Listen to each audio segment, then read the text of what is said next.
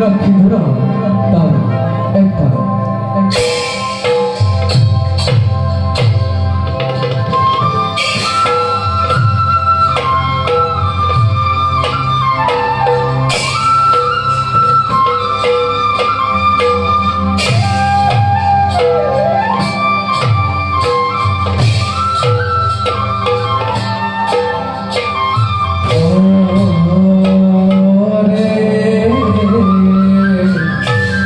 Oh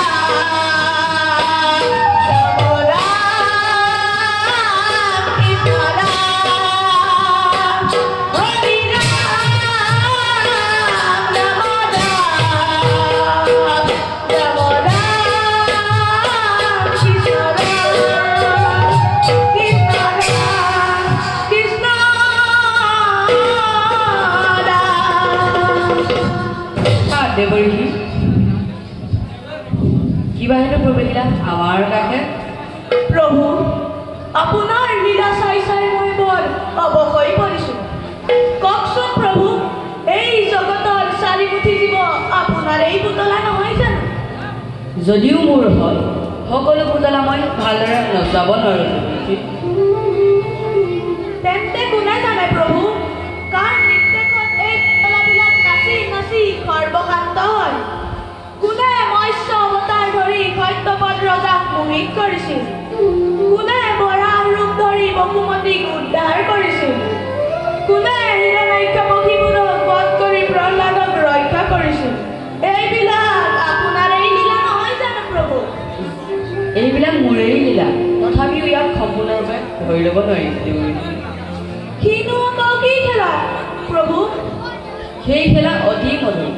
শুনা দেৱৰী, যেতিয়া মোৰ একান্ত ভক্তসকলে খং ৰাগ লোভ মোহ বিসৰ্জন দি একান্ত মনেৰে মোৰ নাম স্মৰণ কৰে, তেতিয়া সেই ভক্তসকলৰ লগত থাকি মই সেই কীৰ্তনৰ মধুৰ ধ্বনি শ্ৰৱণ কৰোঁ আৰু আৱশ্যক অনুসৰি ভক্তসকলক ৰক্ষা কৰোঁ।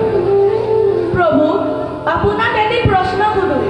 যি নাম একান্ত ভক্তসকলে সদায় কীৰ্তন কৰে আৰু সেই নামকে এই নিক্ষিণ নাৰদেও সদায় উচ্চাৰণ কৰি ফুৰে, সেই নামৰ মহিমা কি প্ৰভু? এই প্ৰশ্নৰ উত্তৰ মোৰ একান্ত ভক্তসকলেহে দিব পাৰে। জগতত সত্য আৰু অসত্য এই দুই পদাৰ্থ, তেওঁলোকৰ যোগেদি তোমাৰ প্ৰশ্নৰ সমাধান পোৱা যাব। যোৱা, এতিয়া যি ৰাজ্যত সত্য আৰু অসত্যই আৱৰি ধৰে, সেই ৰাজ্যত তোমাৰ প্ৰশ্নোত্তৰ স্পষ্ট। মই আহিলো তেন্তে প্ৰভু, এৱেদাকে বিদায় হেমন্তি। বৈকুণ্ঠ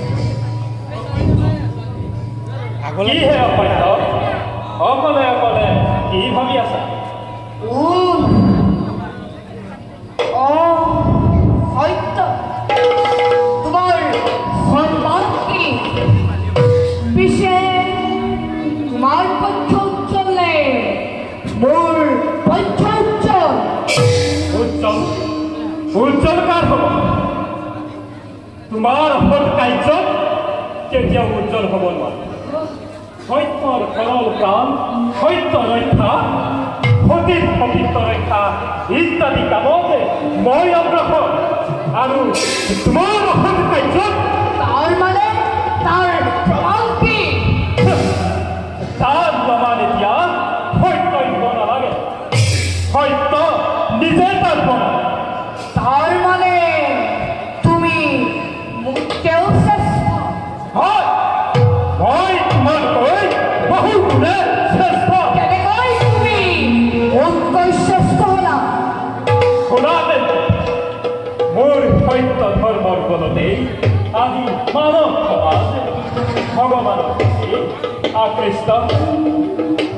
অসত্য এটা কথা সদায় মনত ৰাখিবা, সত্যৰ সদায় জয় আৰু অসত্যৰ সদায় পৰাজয়। অসত্য মোৰ দ্বাৰা পূৰণ কৰিব পাৰি, তোমাৰ দ্বাৰা পূৰণ কৰিব পাৰি জানো? কিন্তু তোমাতকৈ মোৰ ধৰ্ম বহুত সহজ।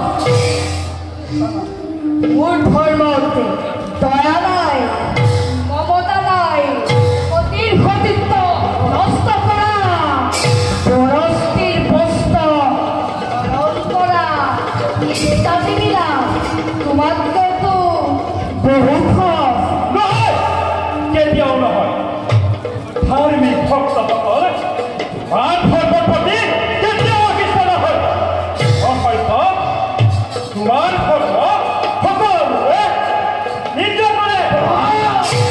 অসত্য তেন্তে তাৰ প্ৰমাণ চোৱা যাওক। তোমাৰ তাত কিবা আপত্তি আছে নেকি? তাত মোৰ কোনো আপত্তি নাই, ব'লা। বলা তেন্তে। কোনটো মানুহ কলৈ যাব খুজিছা? দেৱৰ মই সত্য, এওঁ অসত্য। আমি প্ৰতিবাদ কৰিছোঁ কোন শ্ৰেষ্ঠ আৰু কোন নিকৃষ্ট। দেৱী, আমি প্ৰমাণৰ হেতু আপোনাৰ ওচৰলৈ যাবলৈ লৈছোঁ। দেৱী, কওক এতিয়া আমাৰ ভিতৰত কোন শ্ৰেষ্ঠ আৰু কোন নিকৃষ্ট?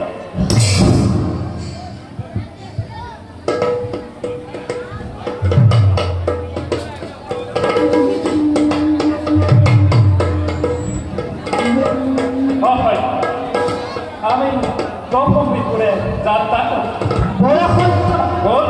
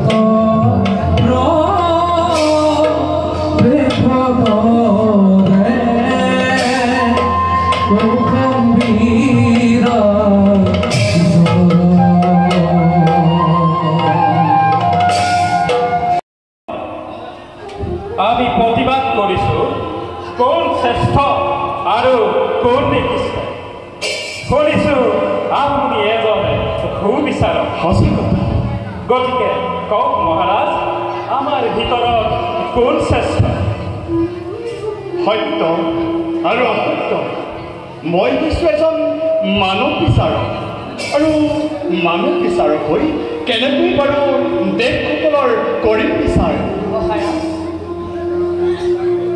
অপৰাজ্য হৈছে মহাৰাজ সত্য অসপীৰ ৰজা মহা ধাৰ্মিক সঁচা আৰু এজন সুবিচাৰক বাবে সঁচা কথা আপোনাৰ ওচৰ চাপিছোঁ ই এটা সামান্য বিচাৰ মাত্ৰ ক'ব লাগে কোন শ্ৰেষ্ঠ আৰু কোন নিকৃষ্ট ইমান যদি কৰিছা আজো নিশ্চয় তোমালোকৰ কৰিম বিচাৰ কিন্তু তোমালোকৰ তৰ্কৰ কাৰণহে বুজি নাপালোঁ মহাৰাজ মই হৈছোঁ অসত্য মোৰ ধৰ্ম হৈছে পাপে কাম কৰা সতীৰ সতীত্ব নষ্ট কৰা ৰস্তিৰ বস্ত হৰণ কৰা ইত্যাদিবিলাক এতিয়া কওক মহাৰাজ কাৰ ধৰ্মৰ প্ৰতি আপোনাৰ আগ্ৰহ আছে মহাৰাজ এতিয়া মোৰ ধৰ্ম হৈছে অসৎ পথৰ পৰা সৎ পথলৈ আৰু এইয়ে মোৰ ধৰ্ম মহাৰাজ এতিয়া আপুনি কাক সমৰ্থন কৰে সত্য আৰু অসত্য তোমালোক দুয়ো হৈছা ভেদ সেই মই কেতিয়াও অসত্যকে আঁকোৱালি সত্যক মই আঁতৰাব নোৱাৰোঁ সেয়েহে মই সত্যকে শ্ৰেষ্ঠ বুলি কৰিছোঁ ঘোষণা সত্য মহাৰাজে কাক সমৰ্থন কৰে চমৎকাৰ পিছত এতিয়াও নুবুজিলি এই অসত্যক অপমান কৰাৰ ইমান ভয়ংকৰ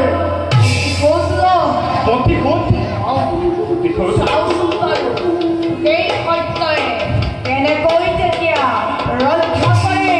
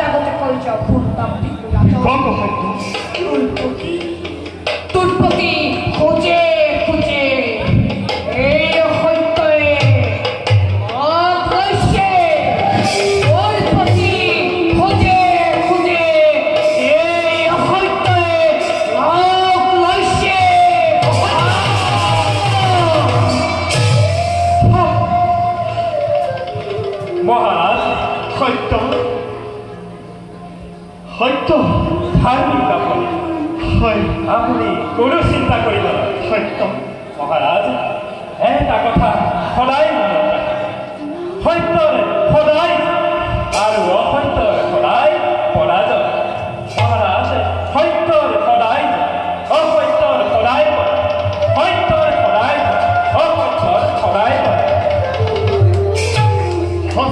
সত্য সঁচা এটাই আশীৰ্বাদ কৰিব যাতে কেতিয়াও হৰিৰ চিন্তাৰ পৰা মই নহওঁ বিচলিত হে ভগৱান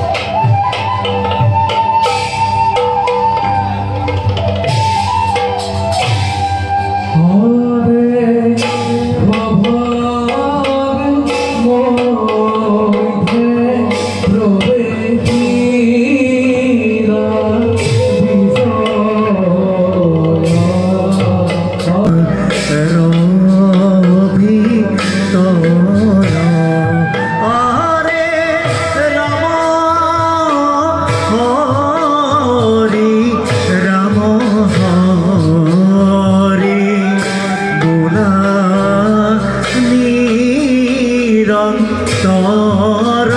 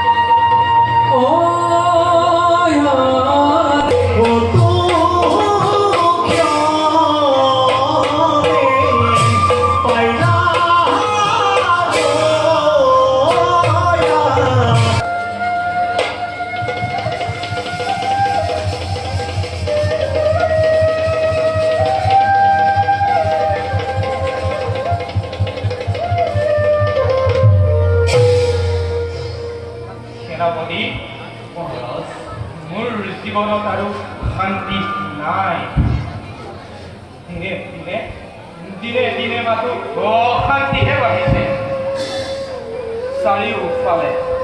চাৰিওফালে কেৱল শত্ৰু কিমান দিন যুদ্ধ কৰি এই ৰাজ্য ৰক্ষা কৰিম চিন্তা নকৰিব এই জীৱিত থকা অৱস্থা কলিংগ মাটিৰ কোনো বিৰোধী ঘটাব নোৱাৰে গতিকে মহাৰাজ মোক বিদায় দিয়ক মই যাওঁ ৰাজ্যৰ চাৰিওফালে প্ৰদৰ্শন কৰি আহোঁ মহাৰাজ আহিলোঁ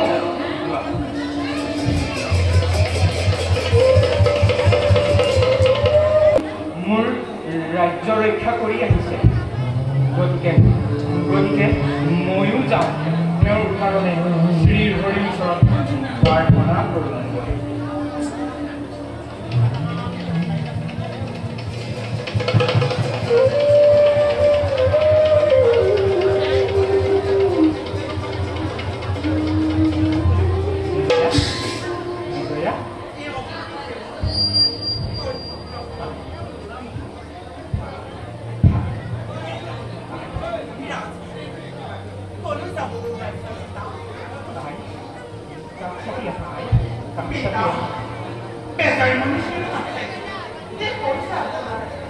একো হোৱা নাই আই মাথো জগতৰ সেই দুৰ্বলী ৰজাসকলৰ কথাহে ভাবিছোঁ আই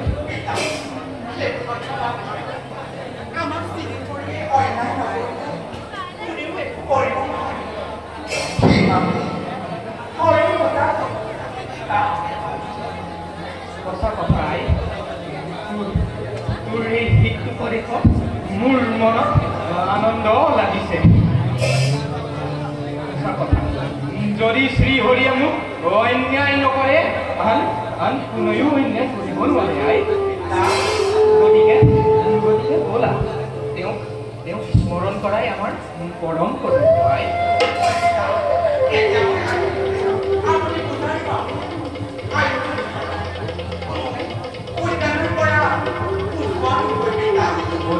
ব'লা আই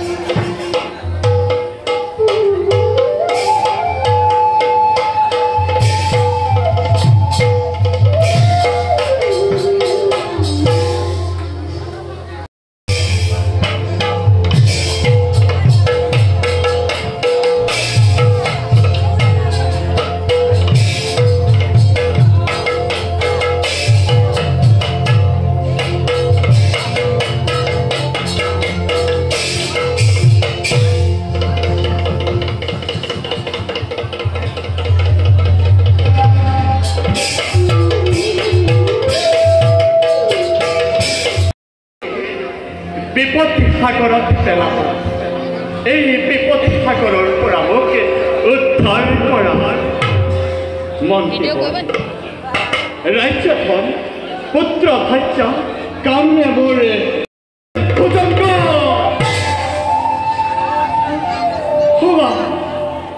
হওয়া মন্ত্ৰী শক্তিবোৰ সভা অসত্যই ক্ৰোধৰ দলে দগ্ধ হৈ আমাকে খেদি আহিব ধৰিছে।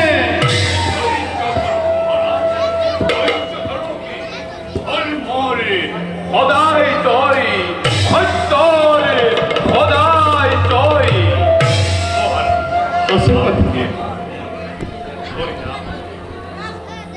মন্ত্ৰীবোৰ হৰিনামে কৈছে তোৰ পতি পূজে এই অসত্য থাকিব বিৰাজ। কি ক'লে মহাৰাজ? অসত্য উপানলত পৰিছে। সেই অসত্য ইয়াৰ এতিয়াই মাত্ৰ উপায় আছে। আপুনি এই ৰাজ্য ত্যাগ কৰি অন্য ৰাজ্যলৈ গুচি যাওক।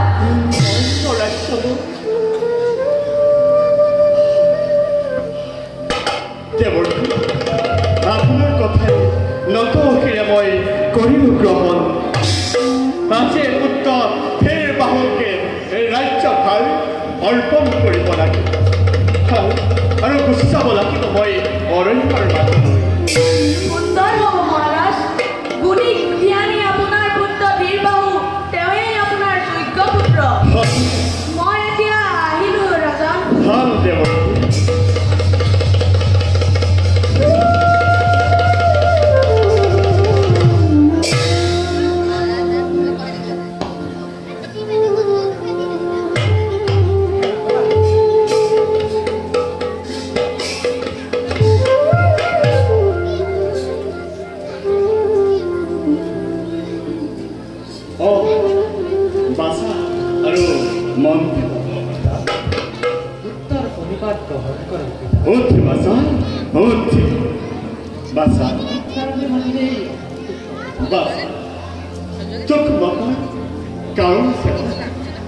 তোকে দিব বিচাৰো মই একে গুৰু দায়িত্ব।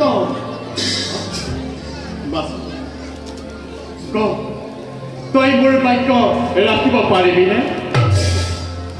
উত্তৰ ঘৰত আজি ইনে কিয় জটিল বাক্য কৰিছে? কৰিছো নেকি কেতিয়াবা আপোনাৰ বাক্য নাই কৰা তাতে প্ৰতিটো কথাই নতশিৰে কৰিম।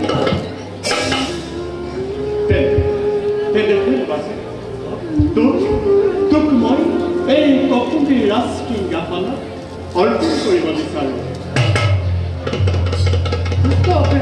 ইমান জটিল দায়িত্ব তুমি কিয় কৰিছে? দাদা কালবাহু থাকোঁতে মই এই দায়িত্ব কেনেকৈ কৰিম গ্ৰহণ? তুমি পিতাৰ কথাতে অমান্তি হৈছা কিয়? পিতাৰ কথা মই উল্লংঘন কৰা নাই, মাত্ৰ মই যুক্তিমতে যোৱাটোহে বিচাৰিছোঁ। তই কালবাহু অমান্তি হৈ তেতিয়া মই অমান্তি কৰাবলৈ চেষ্টা কৰিছোঁ। তই এটা কথা মনত ৰাখিবি বাছা, তোৰ বাহিৰে মই ৰাজসিংহাসন কাকোৱে অৰ্পণ কৰিব নোৱাৰো। তোৰ জ্যেষ্ঠ ভাতৃ অযোগ্য তাৰ মই এই ককপি ৰাজে কৰ্ম অৰ্পণ সমস্ত ককপিবোৰ হব পৰিণত। তোৰ কথাই হওক বাছা, তোক মই আৰু বাধা নিদিওঁ যে তই তোৰ জ্যেষ্ঠ ভাতৃক বোজা কৰি যদি অমান্য হয় তই কালিলৈ প্ৰভাৱতে এই ৰাজ্যভাৰ কৰিব লাগিব।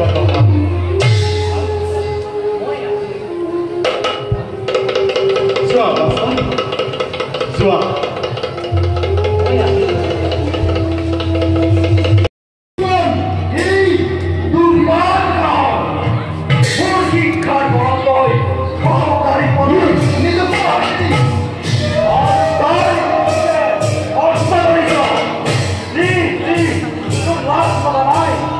Não, mas foi um pego.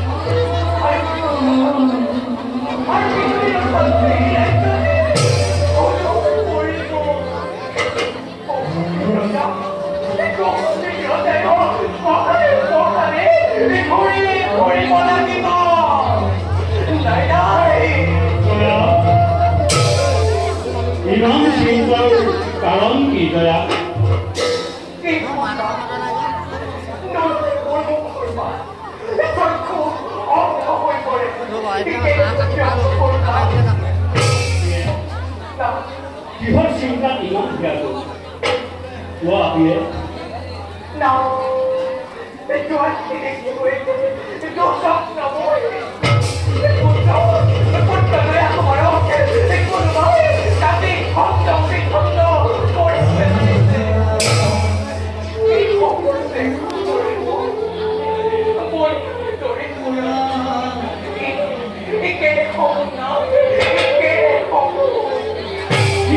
সাধাৰণ সপোন মই যে ইয়াতকৈ কিমান ডাঙৰ সপোন দেখিছোঁ সেই কথা তুমি হয়তো গমেই শুনা দয়া কালিলৈ বিদায় ধীৰ বাহু কৌশম্বিক ৰাজসিংহাসন অৰ্পণ কৰিব তাত মই শ্ৰেষ্ঠ ভক্তি বিদায় বাধ্য সন্তান সেইহে মই বছৰ শিক্ষাই হ'ব লাগিব শুনাবিয়ে ভাতৃপিতৃক হত্যা কৰি হ'লেও মই কৌশম্বিক ৰাজসিংহাসন গ্ৰহণ কৰিবই লাগিব তাৰ বাবে যদি পিতা মাতাৰ আদৰ্শলৈ মই পঢ়িবলগীয়া হয় তাৰ বাবে মই গ্ৰহণ কৰিছোঁ মোৰ পুত্ৰক কোনোবাই সাধাৰণ কথা ভাবিছোঁ আপীয়ে মই হম ৰজা আৰু তুমি হবা কি তাকে চিন্তা কৰিব লাগে আপুনি কি কৈছে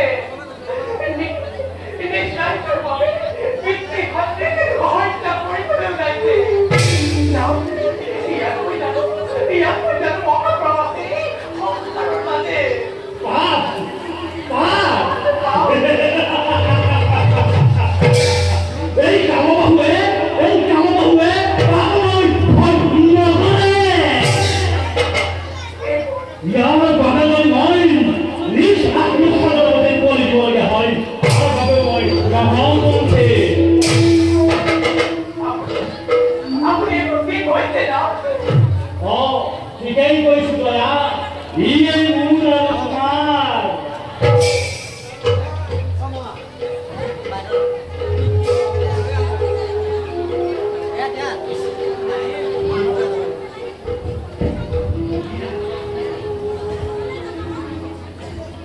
দয়া শুনাচোন ইমান সুন্দৰকৈ কোনে হৈ শিকাইছে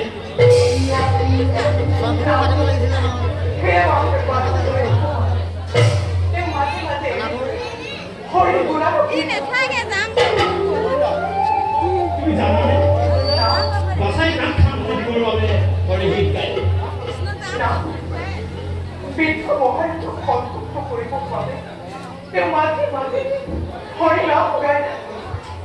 নাই তেওঁ হৰি গীত গাইছে ঠিকেই কিন্তু সেই গীতৰ বাবে হৰি গীত গোৱাটো মোৰ কমেই পচন্দ নাই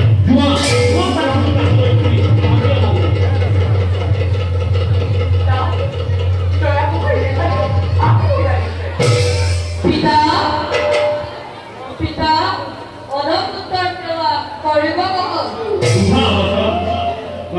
পিতা তুমি হৰি গীত গাইছিলা নেকি হয় পিতা হৰি গীত সকলোৰে আক্ৰমণে বস্তু হৰি দুষ্ট হলে বিপদৰ পৰা কোনো কাৰণ নাই সমাজে হৰি গীত শুনি বৰ ভাল পায় পিতামহক আদৰ দিবৰ বাবে এনে গীত গাওঁ পিতা তুমি মোৰ ৰাজ্যতে বহুত কাম কৰিছা পিতা সেইটো বহুত ভাল কথা কিন্তু তুমি মোক আনন্দ দিবৰ বাবে হৰি গীত গোৱা তুমি অন্তৰ দিবৰ বাবে হৰি গীত গাব নোৱাৰা তুমি বিধৰা কৰালো হৰি গীত নাগাবা কিয় পিতা কি কাৰণে হৰি গীত গাবলৈ বাধা দিছা হৰি নাম সকলোৰে শিৰৰ মুকুট গতিকে হৰি নামৰ প্ৰতি অৱহেলা নকৰিবা ইমান সাহসটোৰ বৃদ্ধিৰ অৱস্থা অনুমূৰ্খ কোনো নাম যদি কয় বৃদ্ধিৰ আগত হৰি নাম উচ্চাৰণ কৰ মই উচিত শাস্তি কৰিম পৰা